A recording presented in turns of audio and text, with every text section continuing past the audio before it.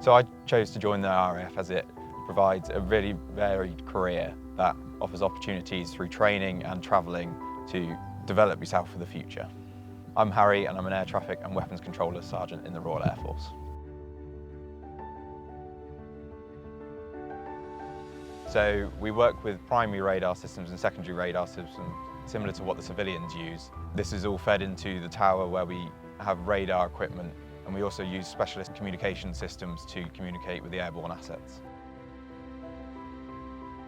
So day to day it can be different throughout the tower. There are many positions that we can conduct within the radar and visual control rooms. Due to the dynamic nature of helicopters, it requires a lot of forward thinking on what they're going to do because there's so many surfaces that they can use. They don't require the full length of the runway, so you can have multiple assets working to the same area at the same time.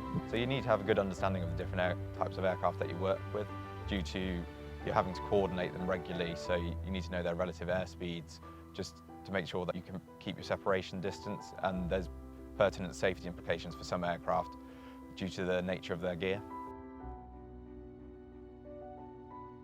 So to become a qualified controller, you conduct the Joint Air Traffic Controllers course at RAF Shawbury, commonly known as JATC, which is approximately a 9-month course where it's split down into 2 phases. One's a radar phase where you conduct radar training through exercises, and then once you've completed that, you go onto the visual training at the end. The most challenging thing about training was the intensity. There's a quick learning curve, but at the same time it's rewarding as you're learning and applying what you're being taught. The best thing about my role is the dynamic nature day to day. There's so many opportunities to do varied things within not just the tower, but also get myself out onto station and perform other duties. It's such a great opportunity with so many varied roles that you can go into in the future. Not just through training, there's opportunities for education, for travel.